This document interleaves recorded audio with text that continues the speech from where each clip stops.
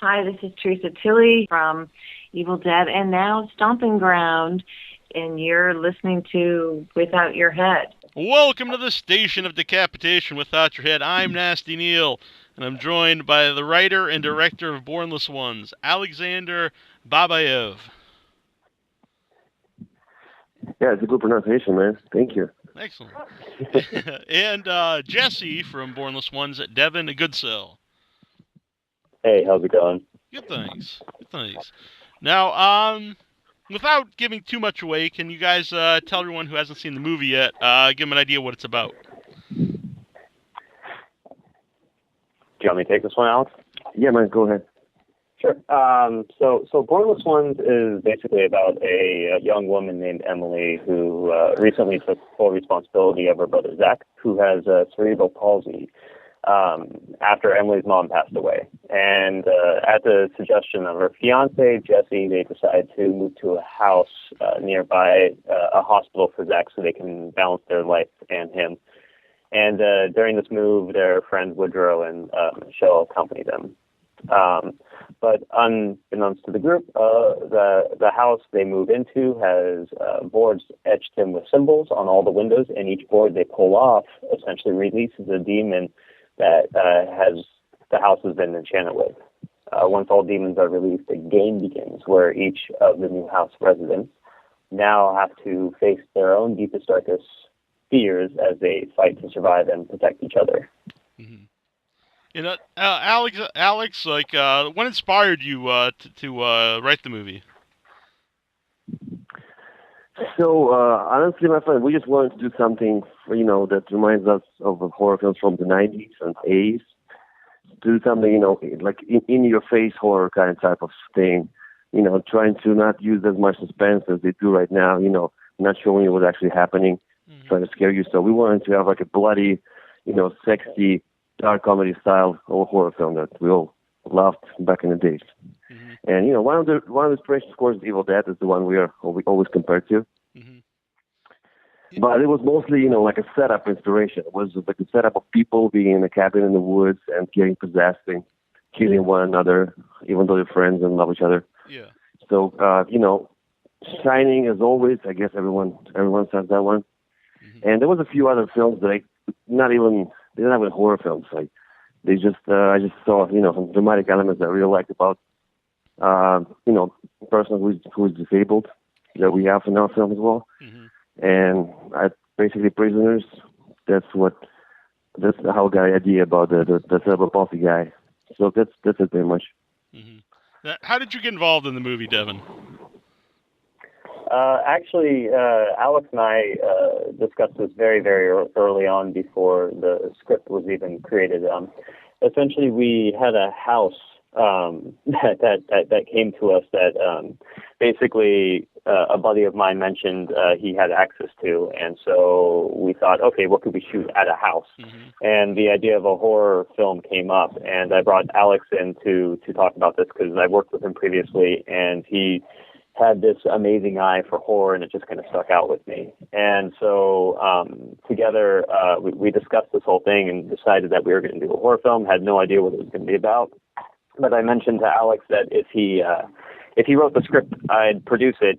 And within like a couple weeks, he basically sent me over the first 10, I think it was about 10 pages of the script, and it was the grabber sequence of the movie.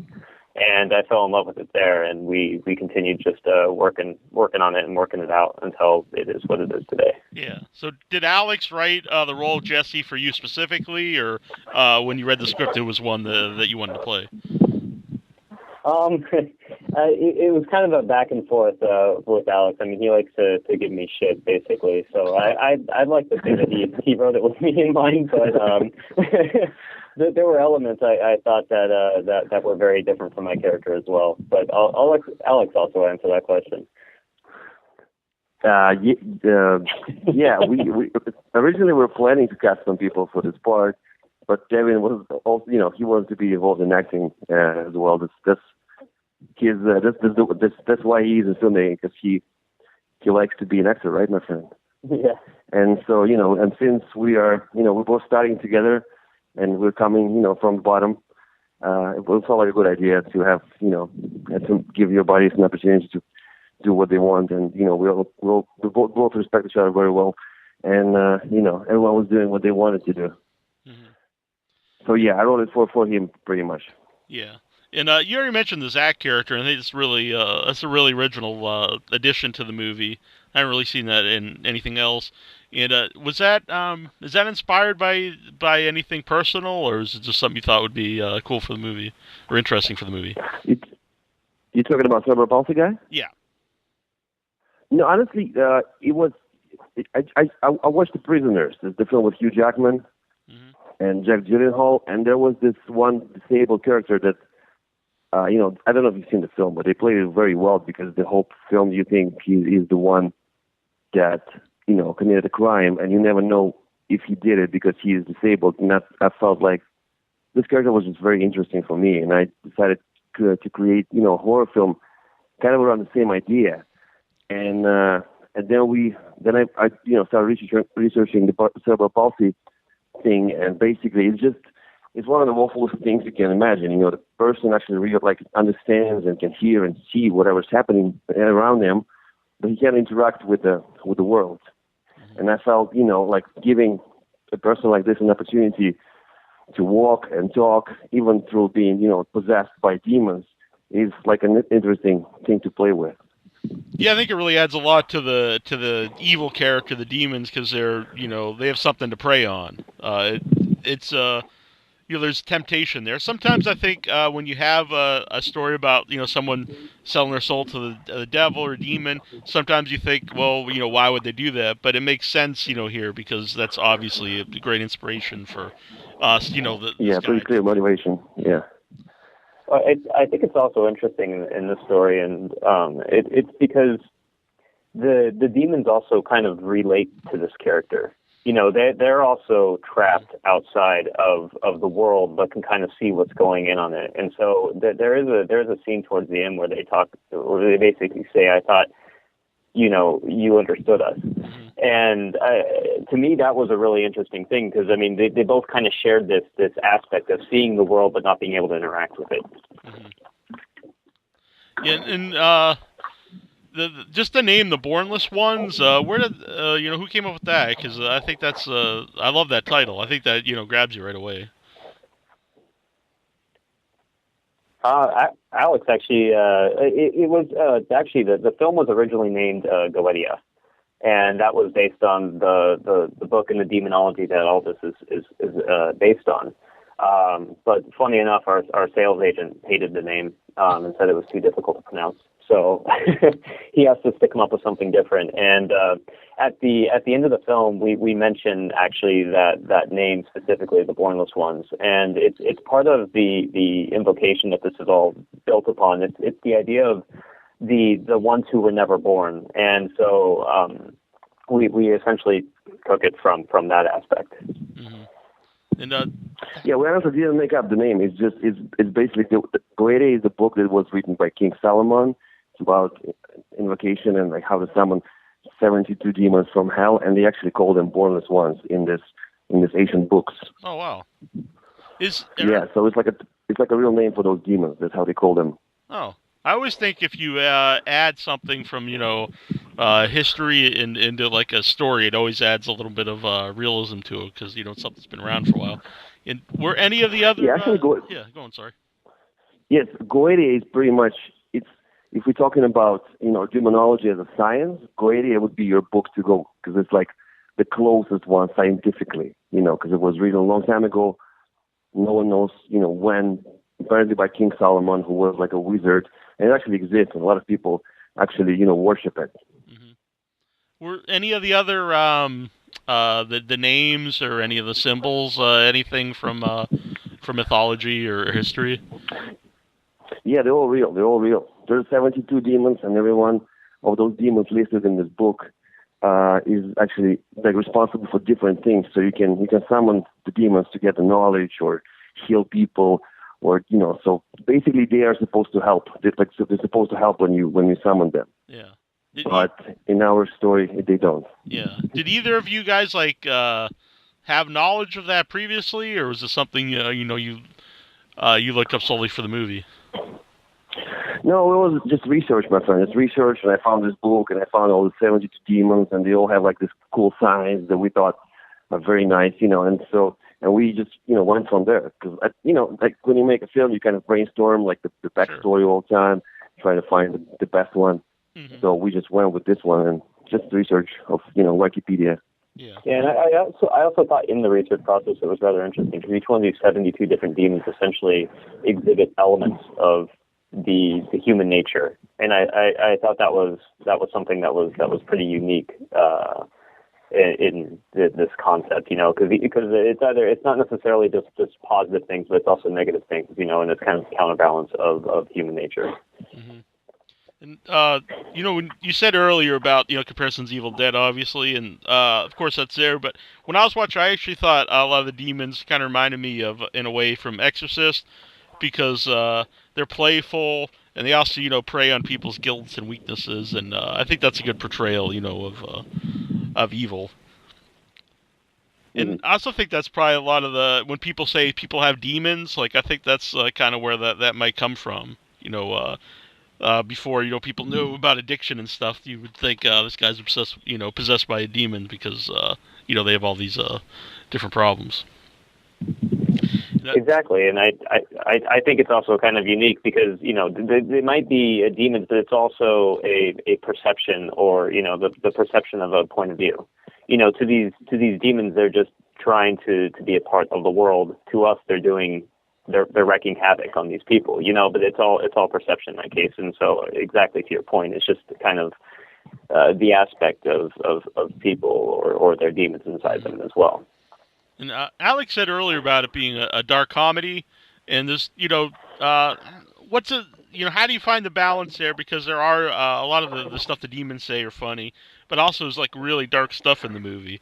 So, I don't know if you don't want to go too much one way or the other. My friend, so originally it wasn't supposed to be that funny, I would say, but, when I get on set and you have like a bunch of young people having fun, all the demons are very, dirty in a way, and it's just like a lot of stuff that comes up, and there's nothing you can do with it, and we just went with it, and while I was editing it too, I see it's actually becoming very funny. I mean, the beginning was always, a little bit funny and quirky, so we were going for it, and when we decided, no one has ever walked out from the theater and said like, I fucking hated the film because I was laughing so much. So we thought, and horror is always sexy. Horror is always, sometimes horror is funny as well. And I feel like more emotions you can feel is always better for, the people who watch it, for the audience. Yeah. And, so we just went with it and, embraced it. And I think it works out pretty well. Mm-hmm. Where did you find the actor who played Zach? Because he really does, with the guy with cerebral palsy, because he really does a really good job, and I think that would be, a hard role to do. Yeah, he's a big deal now. He's on Teen Wolf. He doesn't even talk to us. I'm just kidding. Yeah. Actually, just we had a casting director, and just doing like regular auditions, from people from Breakdown Express and early casting, and he came in. And I think it was his second audition ever in his life, right, Devin? Does I remember? Yeah. I mean, he never did it. That was his first feature film ever. I mean, and most of his work was always voiceover. So that was his first in-person, casting session. Yeah, he was super excited though. He was watching the videos of people having seizures, the people with cerebral palsy having seizures, and we were kind of, rehearsing the way he would be moving and stuff like that. So he's just a crazy talented guy. He nailed it. Yeah. Yeah, and he actually, that was one of our first casting sessions, too, and he persisted, because we had quite a long casting session, and he persisted through it all, so, he definitely stood out. Mm-hmm. And all the effects are really well done. Who did you guys have on board to do the effects? We had this girl, her name is Christina Ellery. She was a key makeup artist, and she's just amazing, man. And because pre-production, you discuss every single thing that you're gonna see in the movie, because they have to prep all the prosthetics, all the stuff, and I think everything we discussed worked out pretty well for us. And we knew that makeup is gonna be like a very important part of our movie, because since it's a very gory film. Mm-hmm. So we we knew we were gonna have to spend like a big chunk of our budget just for makeup, and I think it was the right idea to do that. How hard was it, Devin, to for the eye effects? Alex always makes the joke that every time I put on that prosthetic, I became a dick. But it was mostly just because I couldn't see anything. So it was pretty rough. I think I wore that for practically a week solid. Yeah. And it was. There were days where just walking around. I mean, there was actually a couple times where I had the prosthetic with the actual needle in it, and that was kind of scary because you're having this thing protruding out of your eye that if anyone touches you, you're really afraid of it actually poking your eye out. So, so it was challenging, but I mean, at the same time, it's just a fun experience because you're a part of this really cool thing, and then you're a part of this really disgusting situation that just every time, I mean, I even watch it, it makes me cringe. Yeah, so. Yeah. Devin snapped only 2 times. Like he started crying, but we managed. Man. Yeah. Shut up. Yeah, I had a LASIK surgery several years ago, so anytime I see anything involving eyes, it's always kind of off-putting for me. Yeah. I mean, I remember reading the script and I was just like, oh, how are we going to do that? But, oh, that's just so gross. And yeah, it's great. I really enjoy it now. Yeah.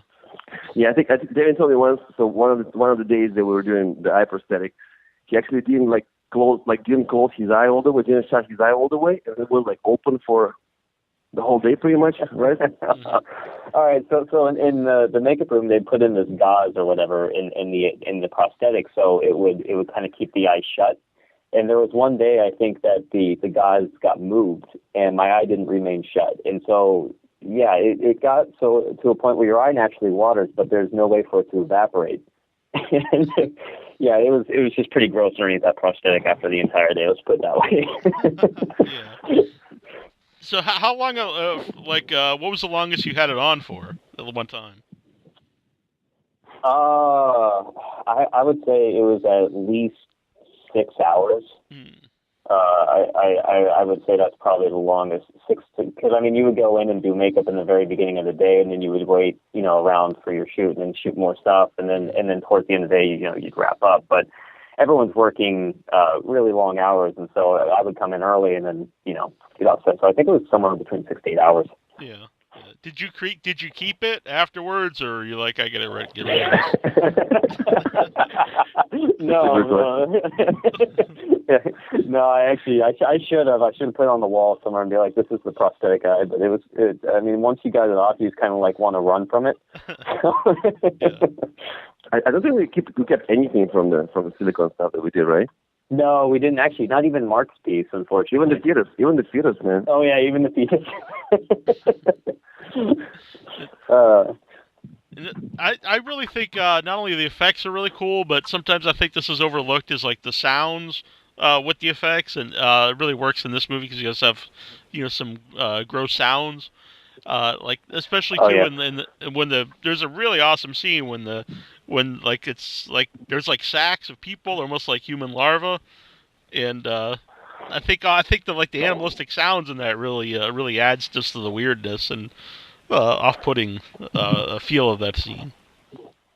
Yeah, we had a really, really talented sound designer who his name's Darren, and we honestly just got lucky because of getting introduced to him, because the way he took the film and just added so much with the effects was every time we had the session for reviewing the film, we just were more and more blown away by what he did with it. Mm-hmm.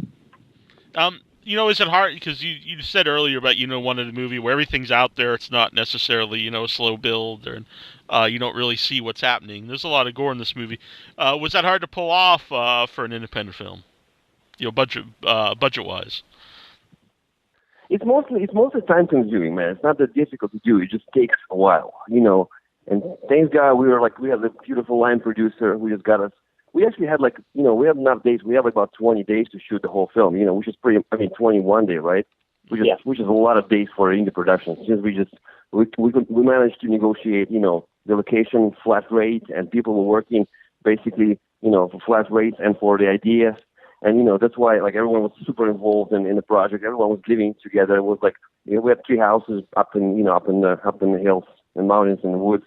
And, we were like a huge family, and everyone just lives there for one reason, to make this film happen. So I don't recall like that many, problems that we would have with worrying ourselves. We have to clean all the stuff all the time, Yeah, I was wondering.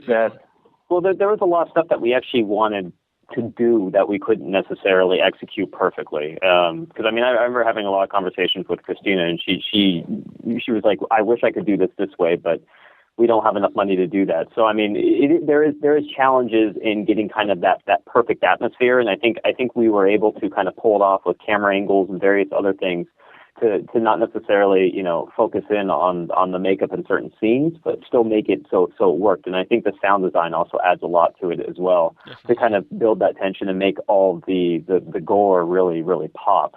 But yeah, there's naturally a challenge, because if we could, have more close-ups and make them look more realistic, it would, I think, could have helped, the movie. But you have that balance of trying to balance out, the financial aspect versus, what you can actually show. Yeah.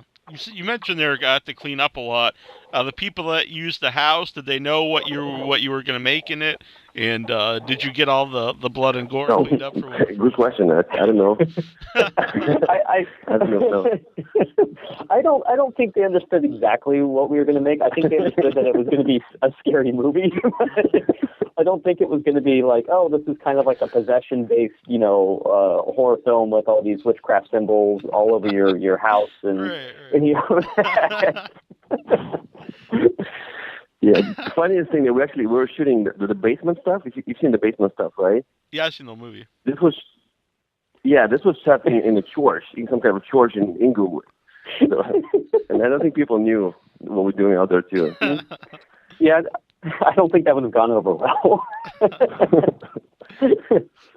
So you don't know if they've seen the finished movie either. They haven't, for sure. That's yeah.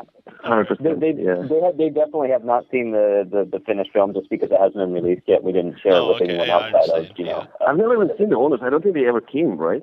Like they just to the original cast screening. No, the location. I've never. Oh no, they never even came. I think the house itself actually is rented out all the time, and so I don't know if it's just their vacation house or what. But we booked the entire place through the internet. So Airbnb, man. Airbnb. There you go, man. That's pretty awesome. But so you guys said you worked together before. What did you work together on?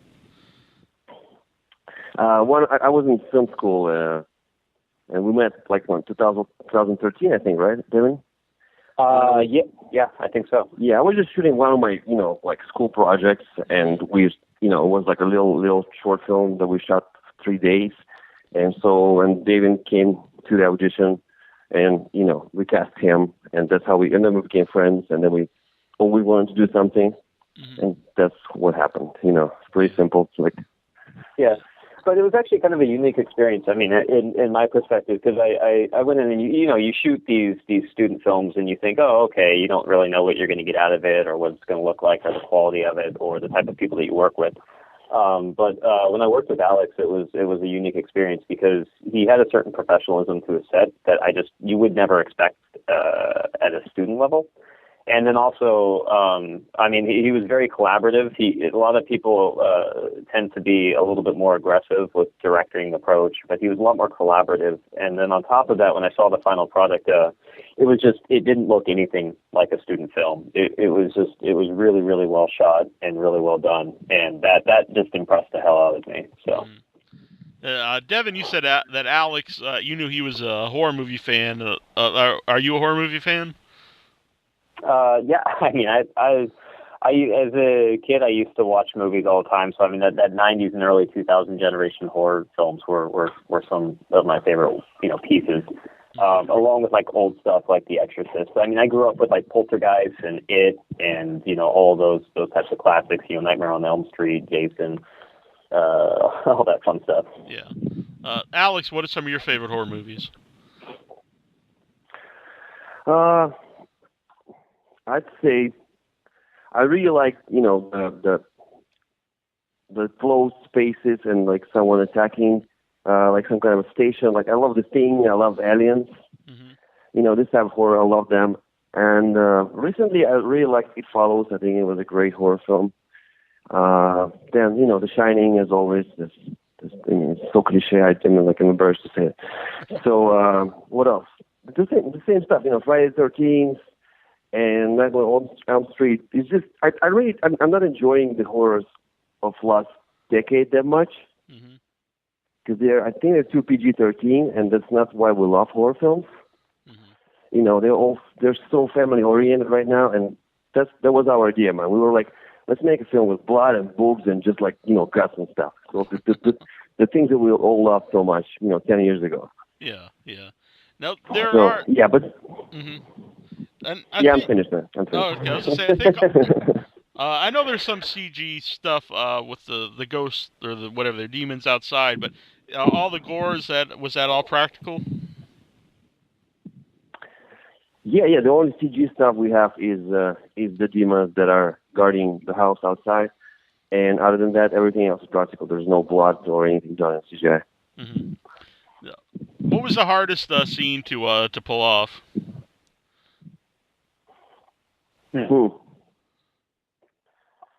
Oh yeah, Go ahead, man. Go ahead. Well, I mean, personally, I was going to say actually some of the CG scenes I think were actually pretty hard to pull off, just because there was a challenge there in the fact of having the reaction build up and work right with the CG effects that are happening that aren't actually present, and then getting the timing all right with what's actually going to happen, because we didn't know exactly what these creatures would look like or how long they would persist or how they would attack. And so that to me was one definite challenging scene from just a technical perspective. Yeah, we were so indie we couldn't afford the CGI supervisor, so we only had him in post-production. And for me, I remember two scenes that were the most difficult for me from the director's standpoint. The first one is when we switch from days to nights. Oh yeah. And it's like, it doesn't really matter which scene it's going to be. It's just everyone becomes so slow and so, stupid in a way. Because no one can work, not the crew, not actors, and it's awful switching nights to days. And then basically the crescendo of the film was the third act was all shot pretty much in 2 days or something like that. And it was there's so much gore. And we were behind schedule as always, coming to the end of the shoot, and we had to shoot twice more than we were planning to shoot last few days. So that was the most challenging one for sure. And we just had one take and just move on, try to get the story done.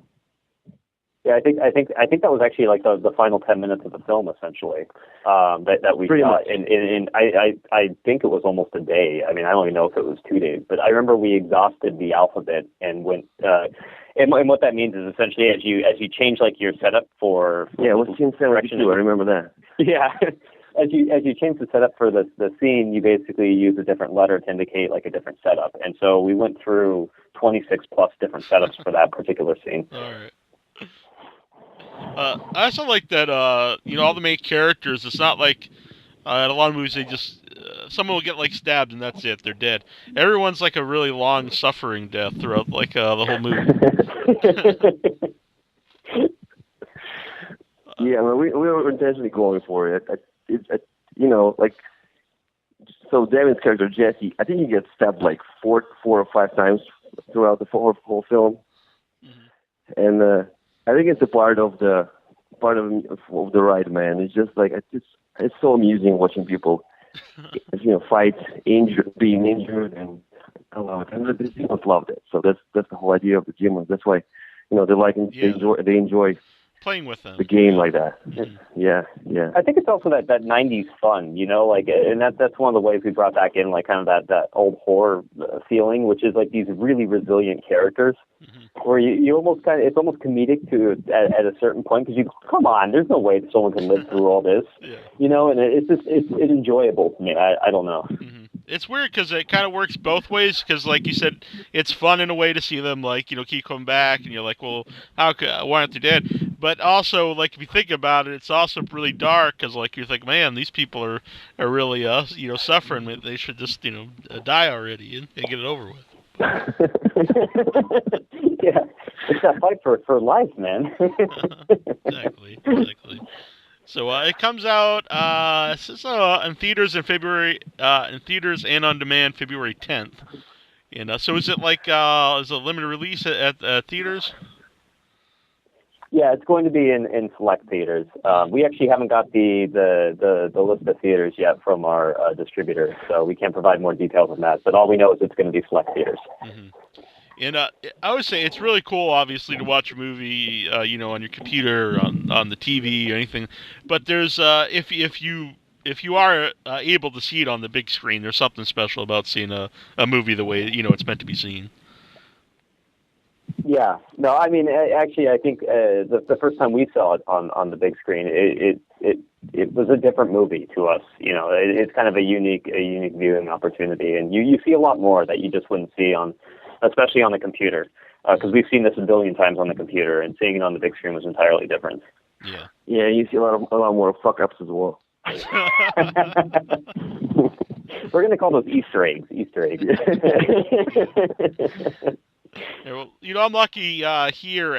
My partner on the show, Annabella, couldn't be here, but there's a couple of theaters that show a lot of independent horror movies, and they also show midnight movies, like older ones. And so, I'm sure people out there, can seek theaters out like that around them, but it's really fun to, go and see these kind of movies on the big screen. Yeah, and I mean, we hope also that there will be a lot more, like after the showing, because I mean, we don't know all the theaters that have been set up for this, but we also hope that it will continue in some of the art house theaters that love this type of content. Yeah, and so the site's bornlessones.com, and what's the easiest way to find both of you? Like, not like go and seek you out at your house, but find you online. I'm on Facebook and Twitter and pretty much all social media, Instagram as well, under just my name, Devin Goodsell, Vingoodsell. Yeah, same as me. We're totally open, man. We're not there yet. We're still accessible. So what do you have coming out? Well, obviously you want people to see the Bornless Ones, but what do you have coming out or in the works after that? Myself, Alex, I'm shooting a short horror film actually next week for this new platform called Creep TV. I don't know if you heard of it. No, I haven't. Yeah, so it's I think they're growing fast, man. It's basically they produce short form of horror content from all over the world, I guess, right now. And they're I think they work with like Blumhouse and Eli Roth, so it's kind of a pretty cool little company, and they have 2 million followers on Facebook already. So I'm working for them, and we're shooting this little short film called Stereoscope. And then me and Devin, we have a few projects in the works too, and a few features I've written. And right now we are in development, right, man? Yeah, I mean, we would love to give you names, but as we mentioned before too, like GoIdea even changed its names to Bornless Ones, so there's no way to really easily track it and what it's going to be called in the future. But these are going to be more on the lines of thriller horror rather than like with a lot more suspense elements rather than just gore. So hopefully we can maintain an audience that's interested in our work. Yeah. Devin, how involved are you? Besides acting in the movies, because it sounds like you came up with some of the ideas and stuff in Bornless Ones. Like, so how involved are you in the movies, in making the movies, besides just as the actor? I mean, I have a pretty long business background as well, so I like the producing angle, and so I think from a production standpoint, like I'm involved on the side of producing the film and trying to allocate the resources and handle any of the outside, marketing stuff or anything on that side, and also just trying to set up all the contracts and deal with all legal aspects. So it's also a very producer-centric involvement as well. Mm-hmm. Another quick question is, we have a lot of independent filmmakers listen to the show, and some people who are aspiring filmmakers who listen to the show. What basic advice would you give them for someone who wants to make their first movie? We are also aspiring filmmakers, man. Honestly, it started so quickly and escalated so quickly, and and like it was just me and Devin. That's like two of us, and we didn't have any connections. I just finished the film school. Devin never done a film before, as a producer as well. So, and we just started doing it, man. And then we saw, other people, our friends, watching us writing the script, brainstorming, and they were like, "What are you guys doing?" And we're like, "We're producing a movie. You want to be involved?" And some people were like, "Fuck yeah," And that's how we basically raised all the money, because we're just two friends that were excited about us doing something. Yeah. We got very lucky, of course. And we just went for it, man. Yeah, I think the biggest thing is you just have to try and not be afraid of trying. I mean, there's always going to be 100 roadblocks in your way, in your mind, and also just in life in general. And you just have to kind of just ignore those and just keep trying and pushing forward. And I think it was a good balance between Alex and I, to where I got a little scared or whatever that it wouldn't come together, and Alex pushed me, and it was kind of that teamship. So I think go out, and try and find people that are interested in what you're doing, and get them on board, and then just push through the boundaries. And then, I mean, another piece of advice is, just work hard too. There were some people in this production that worked incredibly hard, and that just means so much to us, and we'll continue, working with them as we develop further. And there was others who kind of just shied away from it. And so, just kind of keep that in mind, that hard work is definitely respected and definitely takes notice. And so just try to be that person. Mm-hmm. Yeah, if I may add something too. The funniest thing, we never knew what to do with the film after we edited it and locked the cuts, because me and Devin, we never been through the process, right? Mm-hmm. And we had no idea how to find, distributors, how to find sales people. And because we've never been there, and we don't have connections, we don't know any producers, there's no producers attached who's done something. So we just went to AFM, American Film Market, right, year and a half ago, and, we got going for 2 days, just, talked to everyone around, and then we just knocked on every door, and just came in at every door, and with a trailer, and we were like, "Guys, you want to see an indie horror film trailer that we shot?" And some people were like, "No," and some people were like, "Sure," and that's how it all happened. That's very cool. Yeah. So. Yeah, exactly. I mean, it was a very interesting experience, but just try to keep pushing through doors, and eventually someone will open and be interested. Yeah. Yeah, it's cool that you guys seem to get along well, have similar interests, and seem like you worked together well. I think that's another good thing to have people that you can collaborate with.